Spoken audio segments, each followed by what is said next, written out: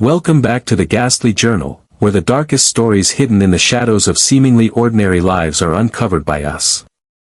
A case that will make you question the very foundations of what we call family is what we dive into today. The macabre history of the Follings is this: a couple who, over the span of 15 years, adopted 12 children, none of whom possessed birth certificates. A story that began as heartwarming generosity unraveled quickly into something far more sinister. Before we begin, remember to subscribe to the Ghastly Journal and turn on notifications so our weekly descent into the darkest corners of human history is something you never miss. Now, let's begin.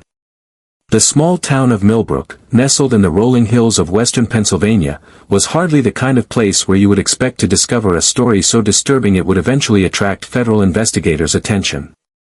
With a population of just under 3,000 people, Millbrook was the kind of place where everyone knew everyone, where the highlights of the social calendar were community potlucks and high school football games, and where neighbors still brought casseroles when someone fell ill. It was in this idyllic setting that Howard and Margaret Folling made their home in the spring of 1978. A sprawling Victorian mansion on Elm Street was the Folling residence, set back from the road and partially hidden by a copse of ancient oak trees. For nearly a decade before the Follings purchased it, the house had been vacant. And the locals had begun to call it the haunted house on the hill. But potential in the dilapidated structure was seen by Howard Folling, a successful investment banker from Pittsburgh.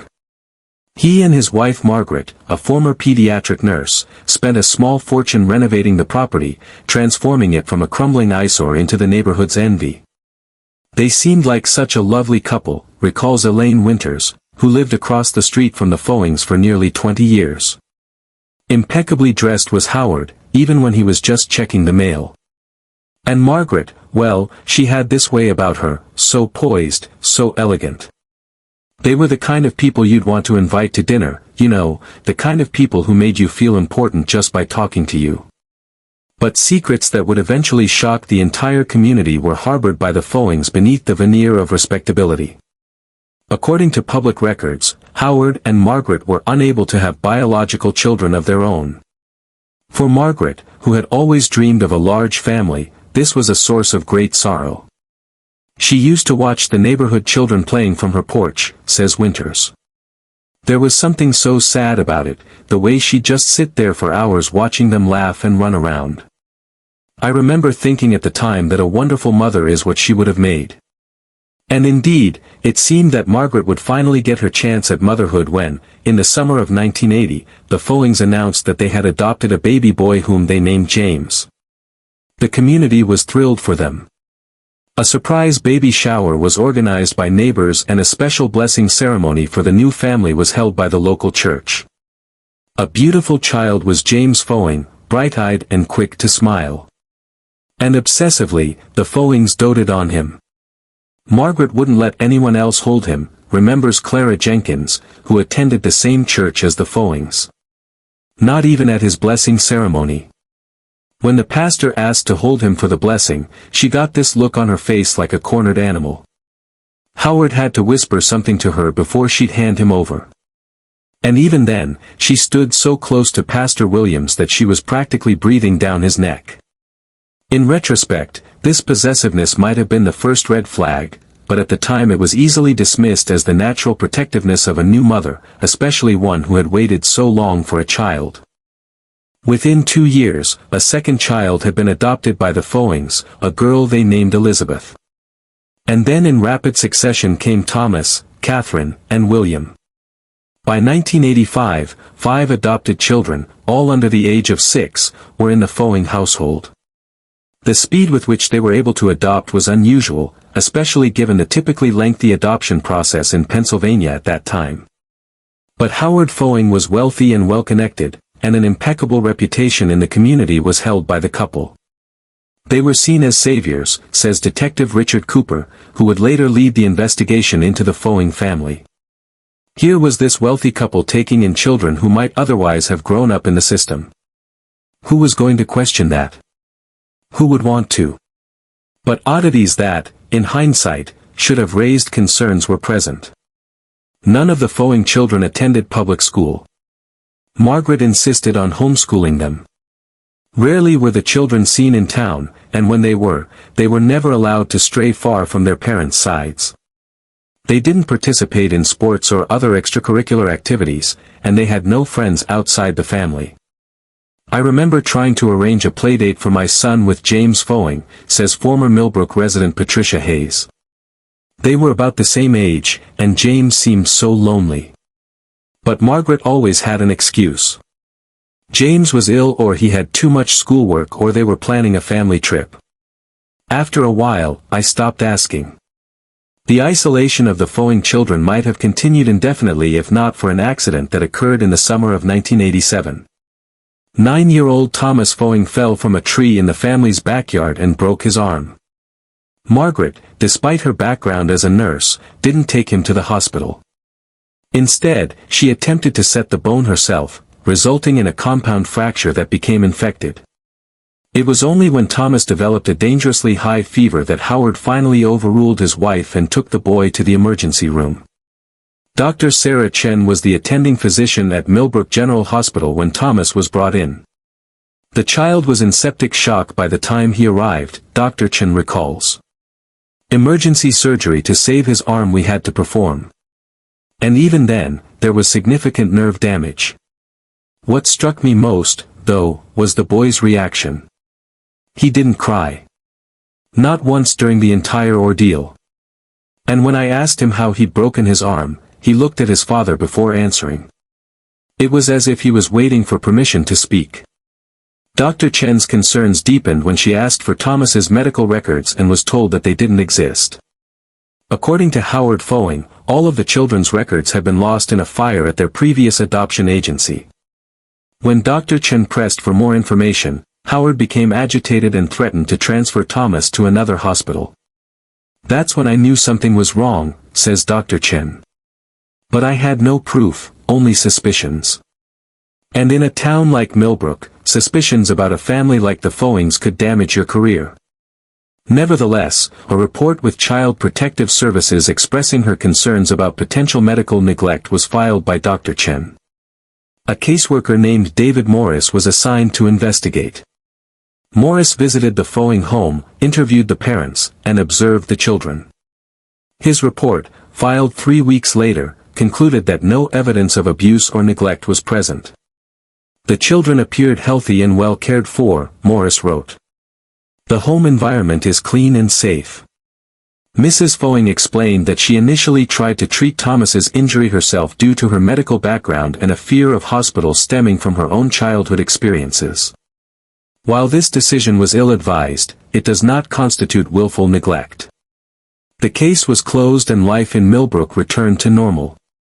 The Follings continued to expand their family, adopting 3 more children between 1988 and 1990, Robert, Anne, and Henry. By now, some in the community were beginning to whisper about the unusual family on Elm Street. How were they able to adopt so many children so quickly?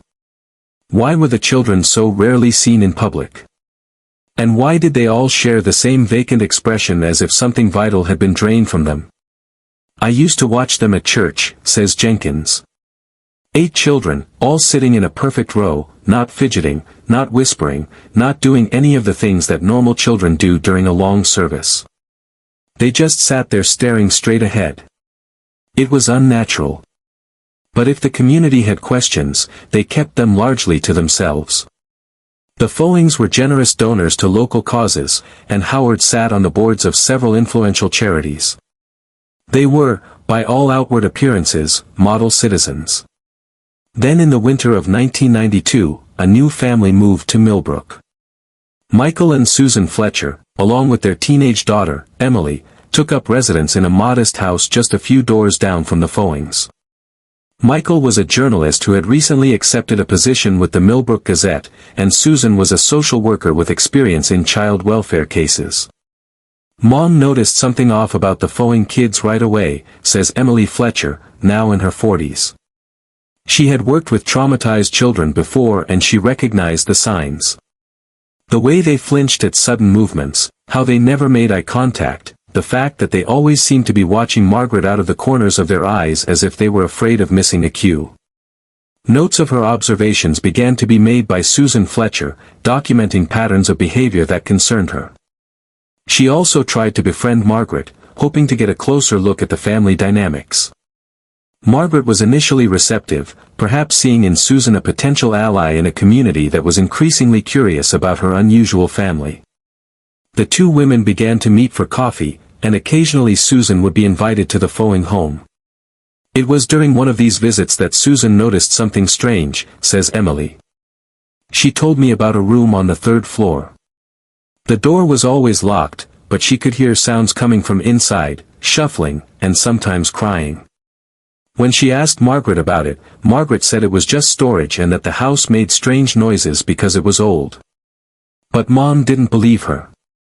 Susan's concerns grew when, in the spring of 1993, a child she didn't recognize was spotted by her peering from a 3rd-floor window of the Folling house. The child, a girl with long dark hair, vanished from sight as soon as Susan looked up. When Susan mentioned this to Margaret, Margaret laughed it off, saying it must have been Elizabeth or Catherine. But Susan had met all of the Folling children by that point, and she was certain this was someone new. Around the same time, Michael Fletcher was working on a series of articles about adoption fraud for the Gazette. His research had led him to discover that several adoption agencies in Pennsylvania and neighboring states had been shut down in the 1980s for illegally placing children without proper documentation. Dad never specifically connected this to the Follings in his articles, says Emily. But I remember him telling Mom that the timeline matched up with when the Follings were adopting their first batch of kids. Whether by coincidence or design, it was shortly after Michael's articles were published that the Follings announced they were adopting again. This time, a set of twins named Peter and Paul, followed by a girl named Mary, bringing their total to 11 children. And once again, the adoptions happened with surprising speed. Looking back, it's clear that they were taking advantage of loopholes in the system, says Cooper. They would work with different agencies, often in different states. They would provide documentation from previous adoptions to establish themselves as experienced adoptive parents, and they would specifically request children from difficult backgrounds, children who were less likely to have complete records, children who might slip through the cracks. But why? What possible motive could the Follings have for adopting so many children? According to those who knew them best, Margaret's desire for a large family seemed genuine. She had transformed herself into the maternal figure she had always wanted to be. Howard, though less overtly enthusiastic about parenthood, appeared to indulge his wife's wishes without complaint. It wasn't about money, Cooper insists. The Follings were already wealthy. They didn't need adoption subsidies, which were minimal in those days anyway. And it wasn't about appearances. If anything, having such a large family made them stand out in ways they might have preferred to avoid. The truth, when it finally began to emerge, was far more disturbing than anyone could have imagined. In the fall of 1994, Susan Fletcher was diagnosed with breast cancer. Her illness progressed rapidly, and by the spring of 1995 she was confined to her home receiving hospice care. It was during this time, as she faced her own mortality, that she decided to share her suspicions about the Follings with someone who might be able to act on them. She called me to her bedside one night, remembers Cooper, who was then a junior detective with the Millbrook Police Department. She had this file, pages and pages of notes she'd been keeping on the Folling family, observations, inconsistencies in the stories Margaret had told her, photographs she'd taken of the house, including that 3rd-floor window where she'd seen the unknown child. She made me promise that I would look into it after she was gone. Susan Fletcher died on June 12, 1995. Cooper kept his promise, though initially he proceeded with caution. The Follings were powerful in Millbrook and accusations against them would not be taken lightly. Cooper began by reviewing public records related to the family, property deeds, tax filings, and what little information was available about the adoptions. Most of the adoption records were sealed, Cooper explains. But I was able to confirm that the Follings had worked with at least 5 different adoption agencies across 3 states. And I found something else interesting.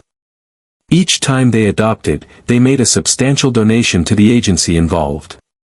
Not illegal necessarily, but definitely unusual. Cooper also discovered that a trust fund for each of his adopted children had been established by Howard Folling. On the surface, this appeared to be a loving gesture, ensuring that the children would be financially secure as adults. But the terms of these trusts were strange. The money would only be accessible when the child reached the age of 25 and only if they met certain conditions, including maintaining regular contact with their adoptive parents and not seeking information about their biological origins. It was about control, Cooper says. Everything the Follings did was about control. Armed with this information, a more direct approach was decided upon by Cooper. He began driving by the Folling house regularly, noting who came and went.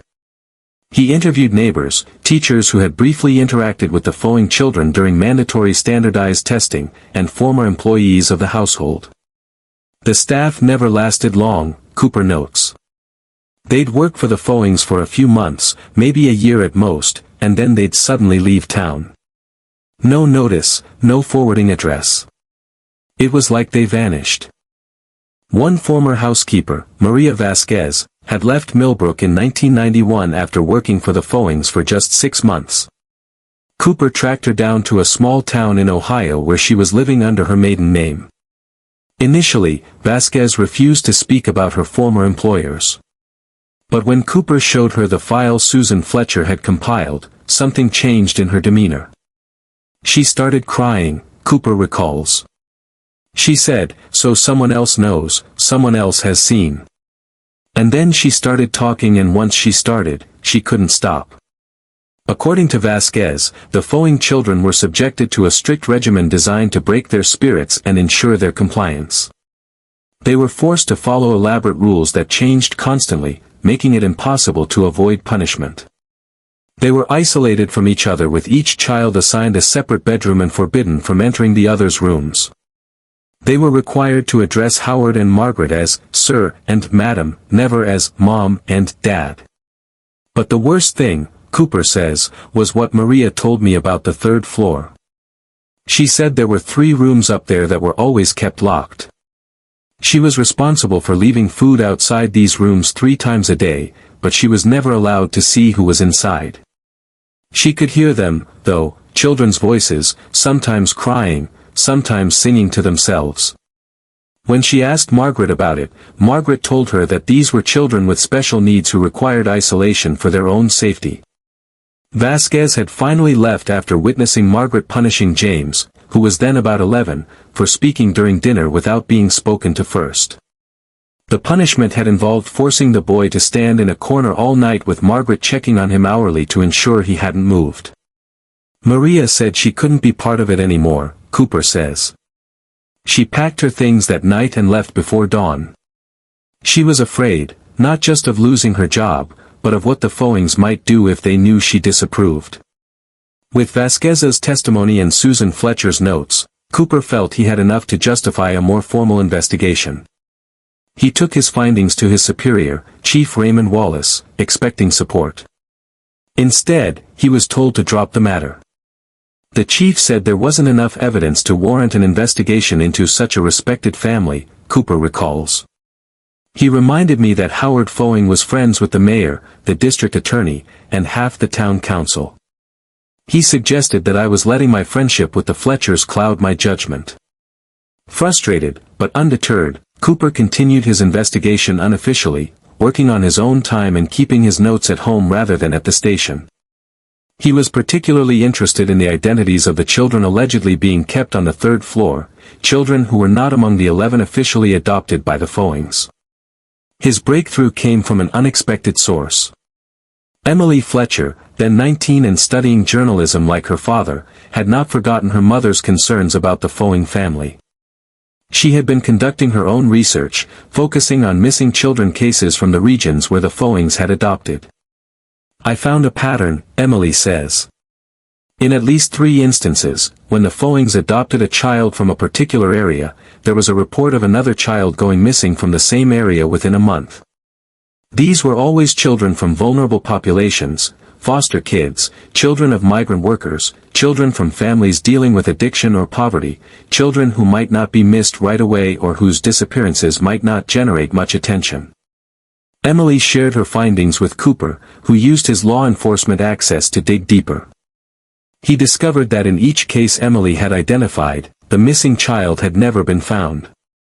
And in each case, the investigation had been cursory at best. It was like these kids didn't matter to the system, Cooper says bitterly. Like they were disposable. Armed with this new information, Cooper decided to bypass Chief Wallace and take his case directly to the Pennsylvania State Police. He compiled a detailed report, including Vasquez's testimony, Susan Fletcher's notes, Emily's research, and his own findings. He sent it to a contact at the state level, a former colleague named Lisa Harper, who now worked with a task force on crimes against children. Harper took the report seriously. Within a week, she had secured a warrant to search the Folling residence. But obtaining the warrant was only the first hurdle. The execution of that warrant would prove to be one of the most challenging operations of Cooper's career. We knew we had to move quickly and decisively, Cooper explains. If the Follings had any warning, they might destroy evidence or worse, harm the children. But we also knew that they had connections. If word of the impending search reached them through official channels, the whole operation could be compromised. Harper assembled a team of state troopers and agents from the newly formed Child Exploitation and Obscenity Section of the Department of Justice. Cooper was included as a local liaison. The plan was to execute the warrant at dawn when the household would likely be asleep and at its most vulnerable. On the morning of October 23, 1995, a convoy of unmarked vehicles approached the Folling estate. The officers moved swiftly, securing the perimeter before announcing their presence. Howard Folling, dressed in a silk bathrobe, answered the door. According to Cooper, he showed no surprise at the sight of law enforcement on his doorstep. He was expecting us, Cooper says. Somehow he knew we were coming. He invited us in as if we were guests arriving for a dinner party. He was completely calm, completely in control. Margaret Folling was a different story. When she realized what was happening, she became hysterical, screaming that they had no right to invade her home, that they were traumatizing her children. She had to be restrained when she physically attacked one of the female officers. The search of the house began methodically, with teams assigned to different areas. The 11 known Folling children were found in their bedrooms, all awake despite the early hour, all dressed and sitting on the edges of their beds as if awaiting inspection. They didn't react to our presence, Harper would later report. Not with fear, not with curiosity, not with anything. It was as if they had been emptied out. The officers attempted to interview the children, but they were met with scripted responses that revealed nothing. Even James, who was by then 17 and legally able to speak for himself, would only say, "Sir and Madam provide everything we need. We are happy here." The true horror was discovered on the third floor. As Vasquez had testified, there were 3 locked rooms. When the officers broke down the doors, they found 3 children, a girl of about 10 and 2 boys who appeared to be around 8. Unlike the Folling children downstairs, these children reacted with terror to the presence of strangers. They cowered in corners, hiding their faces and whimpering. The conditions were deplorable, Cooper says, his voice tight with anger even decades later. The rooms were bare except for mattresses on the floor. There were no toys, no books, nothing to suggest that these were children's rooms. The windows were covered with blackout curtains nailed to the frames. And the smell. The smell was overwhelming. These children had been living in their own filth. Medical examinations would later reveal that all 3 children were severely malnourished and showed signs of physical abuse. None of them could speak English fluently, suggesting that they had been taken from non-English speaking households, and none of them appeared in any official record. No birth certificates, no adoption papers, nothing to indicate that they legally existed. They were ghosts, Cooper says. Children who had been erased from the world. The discovery of these hidden children transformed what had been a case of suspected child abuse into something far more sinister. The FBI was called in and the investigation expanded to include potential charges of kidnapping, human trafficking, and falsification of federal documents. Howard and Margaret Folling were arrested on the spot. As they were being led away, Margaret broke free from the officer holding her and ran to the staircase, screaming something in a language that none of the officers recognized.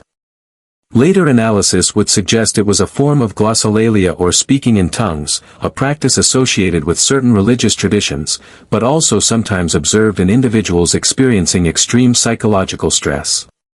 That was when I first began to wonder if there was a religious component to what the Follings were doing, Cooper says. Up until that point, I had assumed it was about control, about Margaret's twisted desire for a large family that she could shape however she wanted. But that moment on the staircase, it hinted at something deeper, something ritualistic. As the investigation progressed, this suspicion would be confirmed in ways that shocked even seasoned law enforcement officials.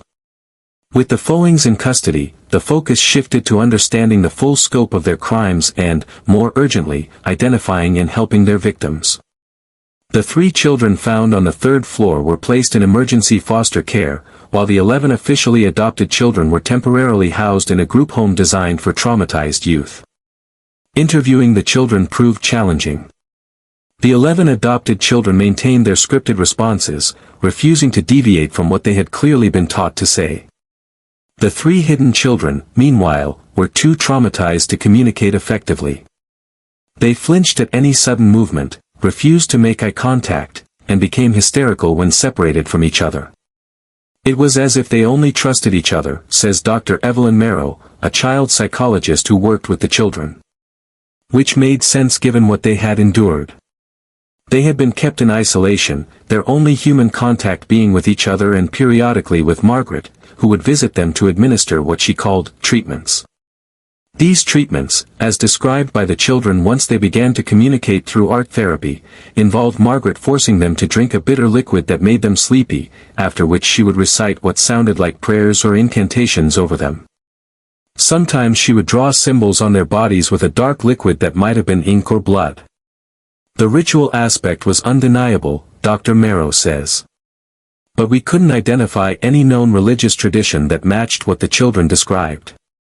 It seemed to be something Margaret had created, a personal mythology that she was imposing on these vulnerable children. While Dr. Merrow worked with the children, Cooper and the federal agents searched the Folling house for evidence. In Howard's study, they discovered a hidden safe containing multiple sets of falsified adoption papers as well as large sums of cash in various currencies. But the most disturbing find was a leather-bound journal written in Margaret's hand. The journal, which spanned nearly 20 years, detailed Margaret's mission to create what she called the perfect family.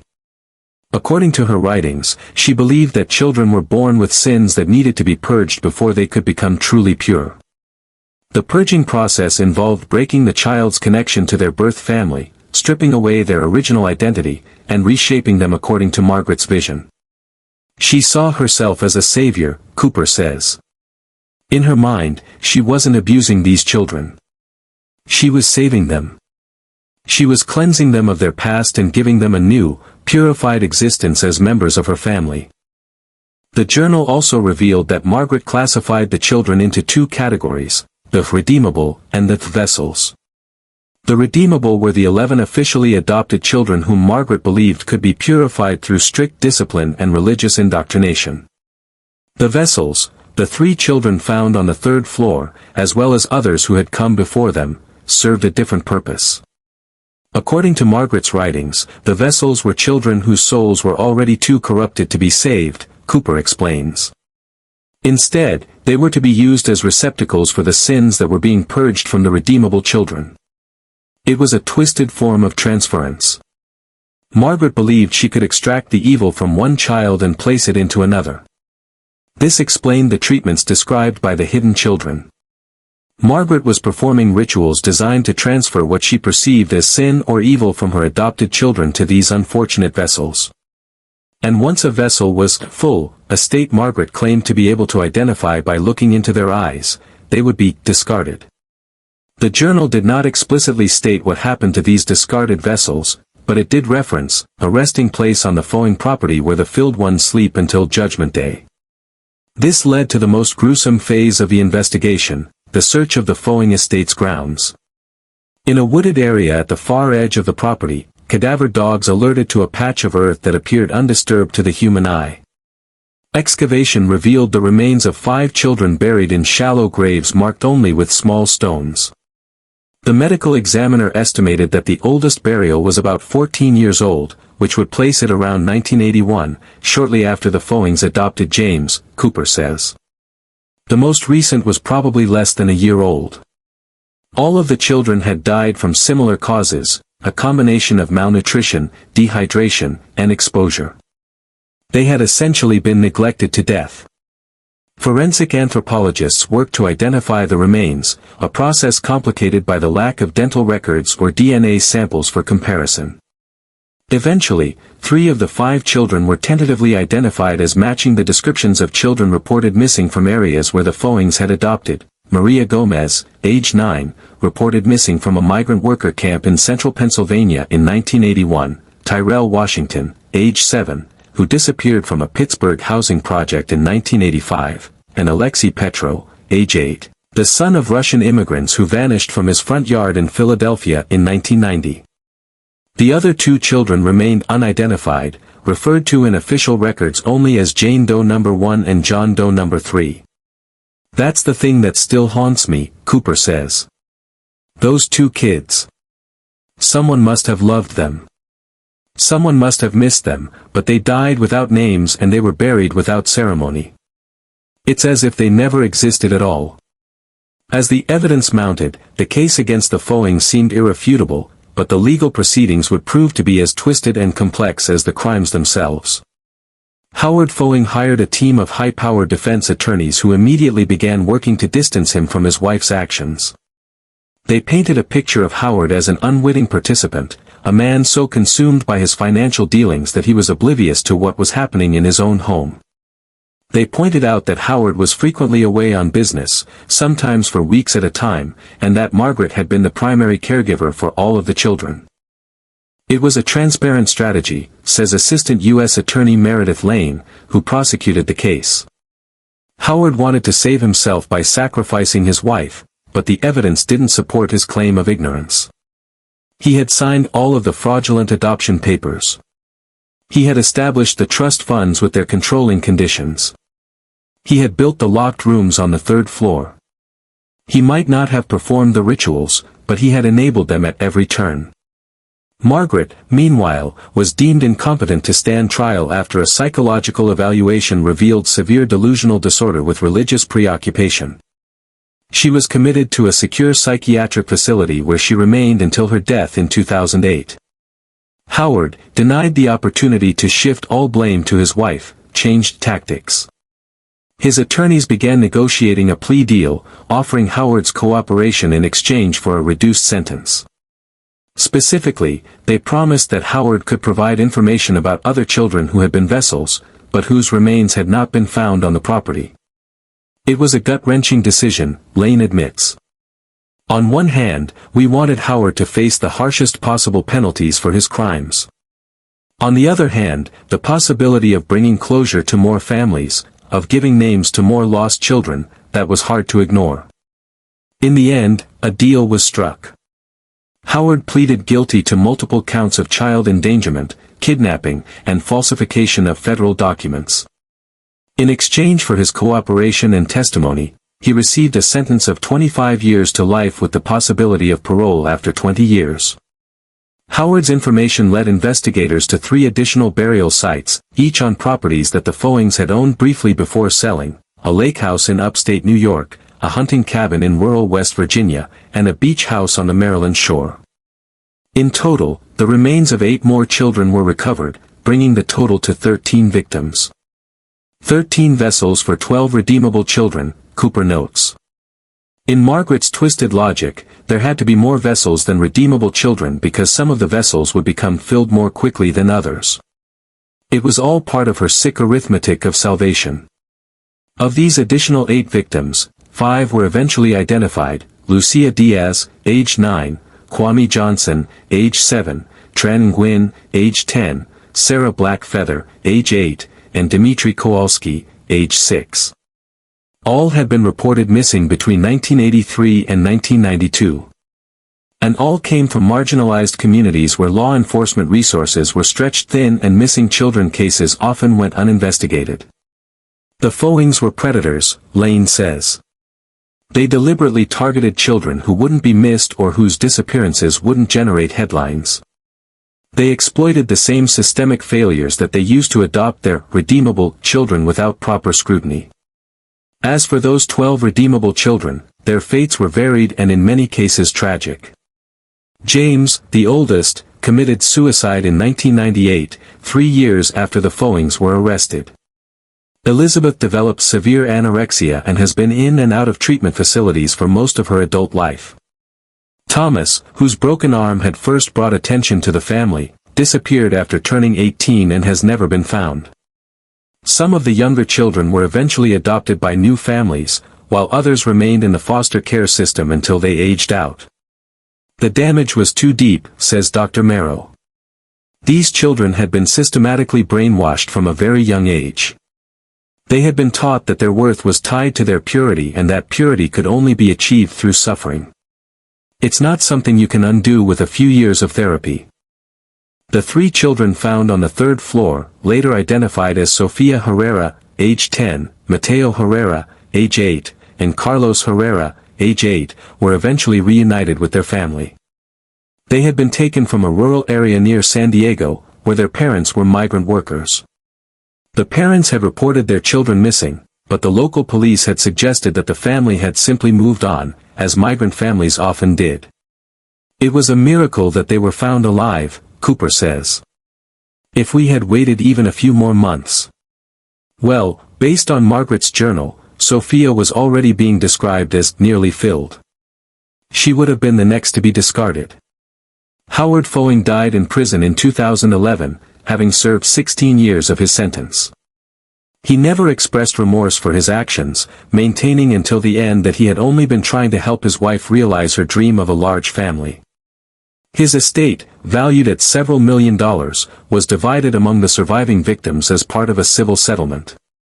The Folling house on Elm Street was demolished in 1997 and the land was converted into a community garden dedicated to the memory of the children who had died there. Each year on the anniversary of the Follings' arrest, the people of Millbrook gather in the garden for a vigil, lighting 13 lanterns for the 13 vessels and 12 candles for the 12 redeemable children whose lives were forever altered by Howard and Margaret Folling. It's not enough, Cooper says. Nothing could ever be enough to make up for what those children suffered, but it's something. It's a way of saying, we remember, we acknowledge what happened here, and we're sorry we didn't see it sooner.